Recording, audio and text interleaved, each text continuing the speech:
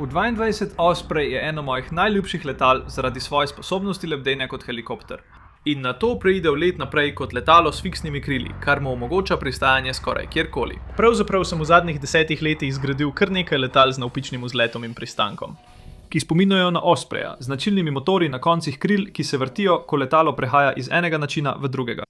Ampak od mojega zadnjega VTOL projekta je minilo že nekaj časa. Zato vas bom v tem videu popeljal na potovanje, kjer vam bom pokazal, kako načrtujem in izdelam vsako posamezno komponento radijsko vodenega VTOL letala. Odločil sem se, da trup izdelam iz stekloplastike, saj je lahek in precej vzdržljiv v primeru trdega pristanka ali nesreče. Edina težava je, da so te plošče debele le 1 mm, vendar se lahko z dodatkom nekaj 3D tiskanih delov togost močno poveča.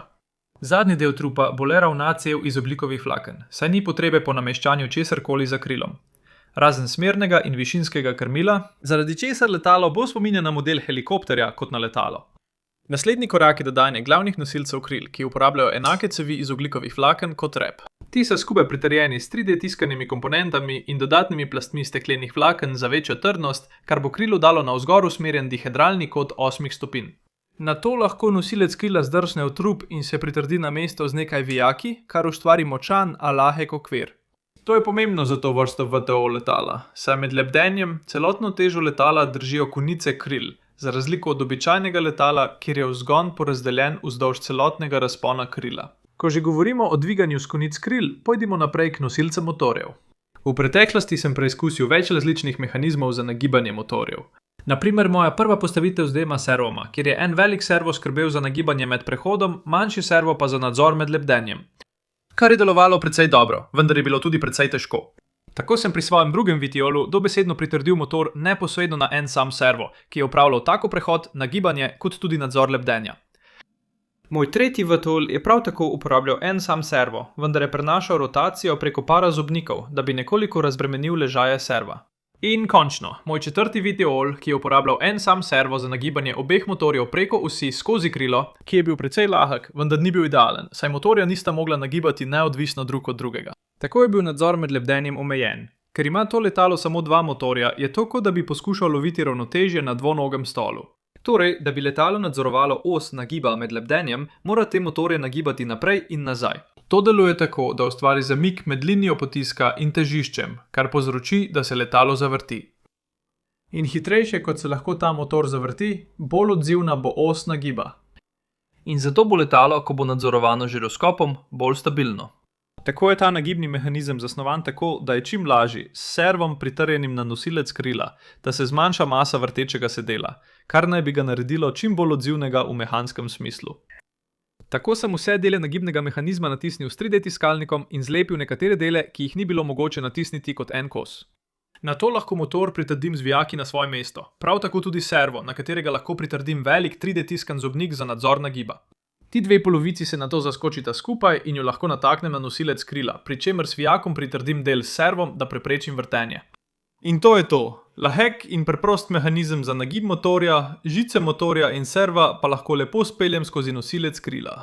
Kot si verjetno lahko predstavljate, mora biti hitrost, s katero delujejo motorji in nagibni mehanizmi, precej visoka. Da ostane letalo stabilno med lebdenjem, mora biti res hitra. Tako kot dron potrebuje žiroskope in pospeškomere za izračun hitrosti motorjev, jih potrebuje tudi to letalo. Običajno so te žiroskopi in pospeškomeri združeni v nekaj, kar imenujemo krmilnik leta, ki zbere vse podatke senzorjev in jih združi s poslanim kontrolnim signalom, da dronu pove, naj se premakne v določeno smer. Nažalost pa za to vrstno letalo z navpičnim vzletom in pristankom ni nobenih že pripravljenih možnosti, zato bomo potrebovali nekaj bolj prilagojenega. Na srečo je letalski krmilnik sposoben za VTOL razvil nekdo po imenu Nicholas Rim kot del svojega magistrskega raziskovanja. In na YouTubeu je objavil kup videoposnetkov vseh različnih projektov, v katerih je uporabil ta krmilnik leta. Kako deluje njegov letalski krmilnik? Uporablja majhno procesorsko ploščo, imenovano TINCI, ki je združena z žiroskopom in ploščo z merilnikom pospeška za zaznavanje orientacije letala. Ti 2 elektronski plošči sta vse, kar potrebujete za izdelavo letalskega krmilnika, in na njem teče njegova lastna koda, imenovana Dreamflight. Prej sem že veliko programiral z Arduinom in na srečo njegov letalski krmilnik prav tako poganja Arduino kodo. Zato sem ga našel zelo intuitivnega za uporabo in iskreno zelo sem navdušen. Ker je vsa koda lepo urejena in enostavna za branje, se skoraj zdi, kot da so možnosti konfiguracij letal neomejene. Zato sem zagotovo navdušen, da bom uporabljal njegovo kodo v tem projektu in zelo verjetno jo bom uporabljal tudi v številnih prihodnjih projektih. Da bi poenostavil užičenje letalskega krmilnika, sem komponente namestil na prototipno ploščo, kar je olajšalo povezovanje vseh izhodov Tinsija s konektorji za servomotorje in motorje. In z nekaj vrsticami testne kode je žiroskopska stabilizacija delovala dobro. Naslednji korak je spajkanje elektronskega regulatorja hitrosti za motorje, za katerega sem izbral 4-venom regulator hitrosti. Ti so zasnovani za uporabo pri dronih, saj imajo 4 izhode za motorje. Moje letalo ima sicer le 2 izhoda za motorje, vendar je presenetljivo, da je ta rešitev bolj kompaktna kot uporaba 2 ločenih regulatorjev motorjev. Na to lahko vse signalne žice povežemo s krmilnikom leta, prav tako tudi sprejemnik in 5-voltni regulator za napajanje servomotorjev. In bil je čas, da napišem nekaj kode. To je glavna mešalna koda, ki sem jo napisal za to specifično letalo. In če vas zanima, kako deluje, je zelo podobna mešalni kodi, ki sem jo napisal za svoj prejšnji VTOL, na katero bom spodaj v opisu prilepil povezavo. Ko so bile vse smeri motorjev in servomotorjev nastavljene, sem namestil nekaj propelerjev, da preverim, kako dobro kompenzira zunanje premike,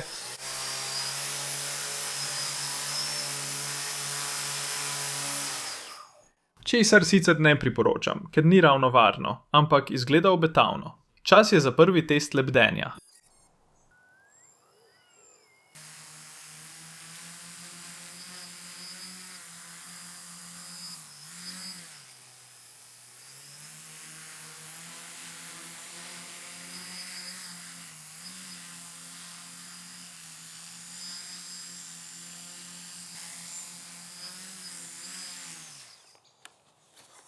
Prvi poskus. Dejansko leti že pri prvem poskusu in ravno bo začelo deževati, zato je bolje, da grem noter. Medtem ko sem čakal, da dež poneha, sem še enkrat prebral kodo v letalskem krmilniku in opazil, da sem imel nastavljen napačen način letenja. Zato sem spremenil način letenja in na srečo je za naslednji preizkus posijalo sonce. In tokrat je bil let veliko bolj stabilen in občutek je bil tako naraven, da sem na koncu naredil še nekaj piruet. In nekaj osmic.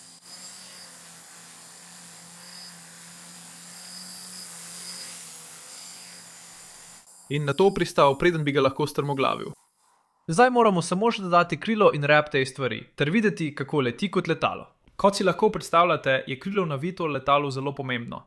Saj mora VTOL letalo, za razliko od običajnega letala, ki za vzlet in pristanek uporablja vzletno stezo, vse to narediti že v zraku. To pomeni, da mora pospešiti iz ničelne hitrosti zraka do potovalne hitrosti čim bolj gladko. Prav tako pa mora iz potovalne hitrosti čim bolj gladko upočasniti do lebdenja. Na srečo obstaja spletna stran z imenom airfoiltools.com, ki navaja veliko različnih aeroprofilov ter njihove podatke o vzgonu in uporu, kar mi pomaga pri odločitvi, katerega potrebujem.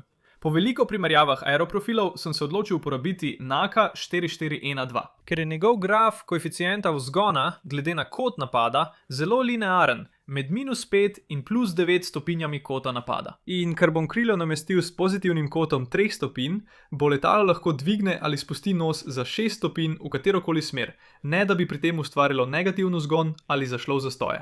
Kot primer. Tukaj je manj zaželeno krilo, kjer koeficient vzgona hitro pade pod 0 stopinj kota napada. Zdaj, ko je bila izbrana oblika profila, kakšen je najboljši način za izdelavo krila? No, v preteklosti sem 3D tiskal rebra krila in okoli njih prepognil penasto ploščo, da sem ustvaril približno obliko profila. Ampak to običajno ni tako natančno, ker se penasta plošča začne deformirati okoli 3D tiskanih reber. Zato bom namesto tega 3D natisnil celo krilo iz materiala imenovanega lahki PLA. Ta material se med 3D tiskanjem speni in tehta 40% toliko kot običajen 3D tisk. Edina težava pri tem materialu je, da zaradi raztezanja, ki ga povzroča penjanje, tiskalniku zelo oteži izdelavo lepih izpisov. Naj vam pokažem primer. Tukaj je aeroprofil, ki se tiska brez notranje strukture. In kot lahko vidite, tiskalnik samo sledi neprekinjenemu obrisu profila aeroprofila. Če pa želimo dodati notranje rebro za povečanje trdnosti, mora tiskalnik ustaviti in dvigniti šobo, da se premakne do notranjega rebra. To za sabo pusti nekaj odvečnega materiala, ki ga zaradi procesa penjenja iztisne šoba. Običajno pa to popravimo tako, da plastiko povlečemo nazaj iz tiskalnika, da ustavimo iztiskanje.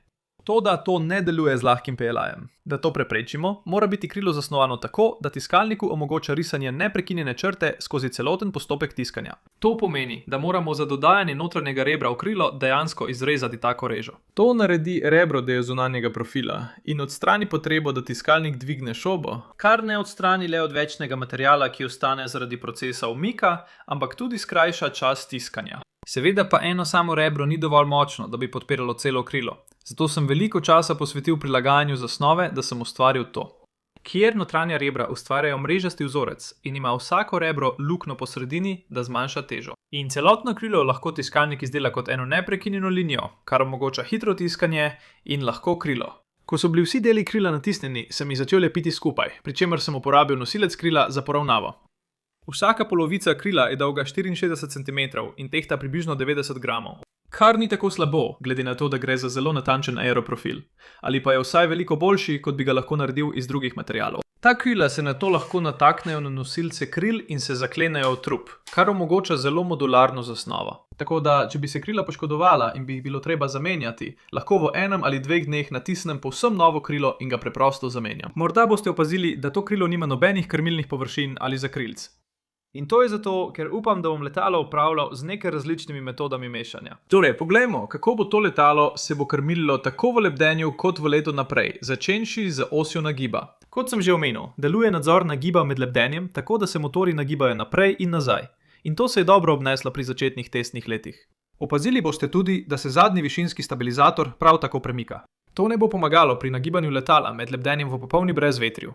Vendar, če je rahla čelna sapica ali se letalo počasi premika naprej, bo to pomagalo motorjem pri nagibanju. Za nadzor nagiba delujejo motorji enako kot pri običajnem dronu, kjer se en motor pospeši, drugi pa upočasni, kar je zelo odzivno zahvaljujoč tehnologiji v krmilnikih motorjev dronov. Za nadzor smeri se ponovno uporabijo nagibi motorjev, vendar tokrat v nasprotnih smereh, kar povzroči potisno silo naprej na enem krilu in potisno silo nazaj na drugem. In kot si lahko predstavljate, je prav združevanje vseh teh gibanj hkrati razlog, zakaj je potreben krmilnik leta. Pri prehodu se nadzor in gibanja postopoma prelivajo v način letenja naprej, kjer je edina stvar, ki se ne spremeni, gibanje zadnjega višinskega krmila. Tako so za nagibanje letala motorji zdaj zaklenjeni v položaj, da proizvajajo samo potisk. Zadnje višinsko krmilo pa še naprej deluje tako kot pri običajnem letalu. Toda za razliko od običajnega letala bo nadzor nagiba dejansko uporabljal nagib motorjev namesto krilc na krilih. To je nenavaden način za nadzor nagiba letala, vendar bi moral v teoriji delovati in bi lahko imel celo nekatere prednosti, saj nadzor nagiba ni odvisen od prihajajočega zračnega toka, kot bi bil, če bi imel krilca. To bi lahko pomenilo, da bo letalo imelo popoln nadzor nad nagibom tudi med zastojem. Za nadzor smeri pa bo letalo med letom naprej uporabljalo diferencialni potisk, da bo en konec krila potisnilo naprej, drugega pa nazaj, saj na smernem krmilu ni gibljive krmilne površine.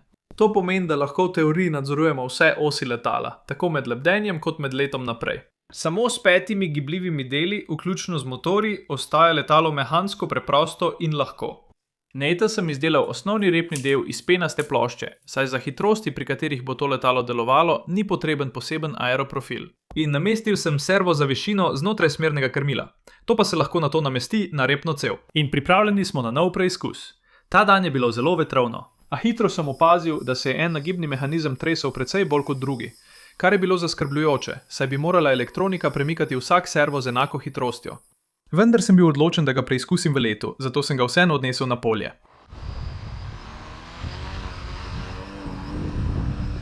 Kljub temu, da ga je veter premetaval, sem ga uspel obvladovati med lebdenjem v načinu lebdenja. Nato sem poskusil preiti v naprej let in hitro ugotovil, da imam skoraj nič nadzora nad nagibom. Zato sem hitro prišel nazaj v način lebdenja in ga varno pristal.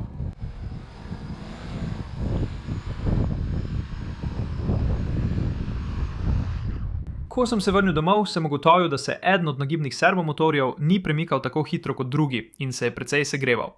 Razlog za to je bila moja napaka, saj ob sestavljanju nagibnega zgloba nisem opazil, koliko upora ima. To je povzročilo veliko nezaželene obremenitve na servomotorju. Da bi zagotovil, da se to ne ponovi, sem zamenjal servomotorje z veliko večjimi in hitrejšimi, ter odpravil vsak upor v mehanizmu. Tako je zdaj celo teža motorja dovolj, da premakne zglob navzdol. Prav tako lahko zaradi večjega navora teh novih servomotorjev uporabim drugačno prestavno razmerje, kar omogoča, da se motorji bolj nagnejo in mi tako, upam, omogočijo večji nadzor nad nagibom med letom naprej. Tako je bil še en hiter preizkus lebdenja na vrtu uspešen in oba serva sta se premikala z enako hitrostjo. Čeprav je letalo povzročalo precej glasno vibrirajočo hrup, kar je bilo posledica prevelikega zračnosti v nagibnem zglobu. Vendar pa je to mogoče enostavno popraviti z majhno sponko na krilni letvi, ki prepreči premikanje. Nisem vedel, da se bodo pojavile še večje težave, a z njimi se bomo ukvarjali kasneje. Gremo na pravo testno letenje.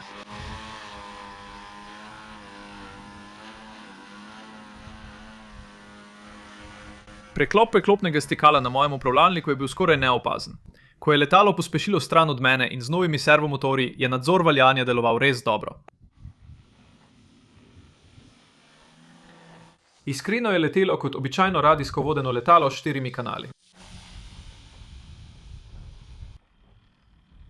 Ena stvar, ki je nisem pričakoval, je, da majhen upor tega letala zelo otežuje upočasnitev za lebdenje. Na srečo lahko v načinu lebdenja preprosto priletim nazaj proti sebi kot s helikopterjem. Naslednji prehod v izhodno smer je bil nekoliko negotov, saj imam hitrost prehoda nastavljeno tako, da se motorji zavrtijo v približno 3 sekundah. Kar je prehitro in povzroči, da se nos nagne navzdol. Prav tako moram valiti prehode v vhodno smer, saj dvigovanje nosu za zmanjšanje hitrosti povzroči hitro izgubo vzgona, ko se krilo zablokira.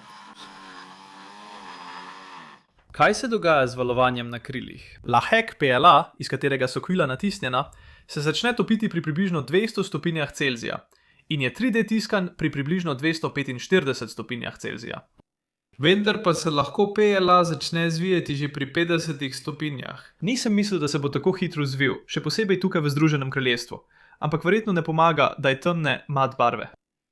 Najlažja rešitev za to je, da krilo natisnem iz belega materiala. Ampak recimo, če bi ga pustil v avtu na vroč dan, to bi lahko povzročilo, da se krilo stopi tudi, ko ni na neposredni sončni svetlobi, zato moram krilo preoblikovati. To novo krilo ima 2x več notranjih reber, kar pomeni, da je zunanja površina krila bolje podprta. Prav tako sem na novo zasnoval luknje v rebrih, da se bolje prilegajo v obliki aeroprofila, namesto okroglih lukenj. To je povzročilo majhno 5,5% povečanje teže, vendar bi moralo, upam, zmanjšati morebitno zvijanje. Natisnil sem tudi drugo zasnovo, ki je imela dodatna rebra vzdolž razpona krila, vendar je bila ta 20% težja od prve zasnove. Tako bomo morali videti, kako bodo vsi preživeli na soncu. Pri zunanji temperaturi 34 stopinj Celzija postavil sem vse 3 zasnove kril, pa tudi belo različico druge zasnove in odstranil senčilo, da sem krila izpostavil soncu. In zelo hitro so temnejša krila dosegla mejo, pri kateri se PLA začne zvijati, medtem ko bela krila nikoli niso presegla 40 stopinj. Po približno 30 minutah na soncu je bilo jasno, da je bila prva zasnova močno zvita, medtem ko sta bili obe novi zasnovi še vedno trdni. Zato sem se odločil natisniti drugo zasnovo v belem materialu, saj je le malo težja od prve zasnove, vendar pa bi morala preživeti redke vroče dni, ki jih imamo tukaj v Združenem kraljestvu. Prav tako sem odstranil zadnji servo za višino iz repa in ga namestil v trup, da bi premaknil težišče naprej. To prinese končno težo letala na 1,26 kg, kar ni noben problem za te motorje, ki lahko vsak proizvedejo skoraj 2,5 kg potiska. In to so isti motorji, ki sem jih uporabil za pogon električnega kolesa v mojem zadnjem videu. Tudi z razponom kril 1,3 metra je obremenitev kril približno enaka kot pri tem radijsko vodenem modelu Carbon Cup. Ampak prepričan sem, da se vsi strinjamo, da je ta VTOL veliko bolj kul. Z novim krilom letalo sploh ni opazilo rahlega povečanja teže. In prehod v let naprej je bil res gladek, zaradi velike vzgona in nizke hitrosti odtrganja.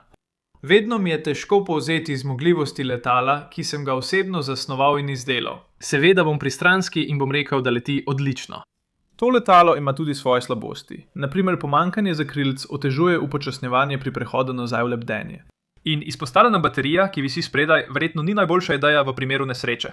Zato bom morda v prihodnosti okoli nje izdelal aerodinamično ohišje. Prav tako se morda zdi slaba ideja, da ima višinski stabilizator samo eno gibljivo krilce. V primeru okvare motorja se letalo namreč ne bo moglo obrniti. Ampak če sem iskren, če bi motor odpovedal med lebdenjem, bi letalo tako ali tako strmoglavilo. Poleg tega pa so tudi droni popolnoma odvisni od svojih motorjev. V primerjavi z mojimi drugimi VTOL letali je to zagotovo najboljše do zdaj. Prejšnje vrto letalo ni imelo nobenega nadzora smeri med lebdenjem, majhna površina kril pa je oteževala tudi letenje vnaprej. Vrtol predtem je bil zelo težak zaradi aluminijastih nosilcev kril, težkih mehanizmov za nagibanje in groznega profila iz penaste plošče. Moram priznati, da je bil Viteol predtem moj najljubši za letenje, saj je imel pravo krilo z aeroprofilom, ker sem krilo kupil kot del kompleta in podobno z Osprejem je bila res cool.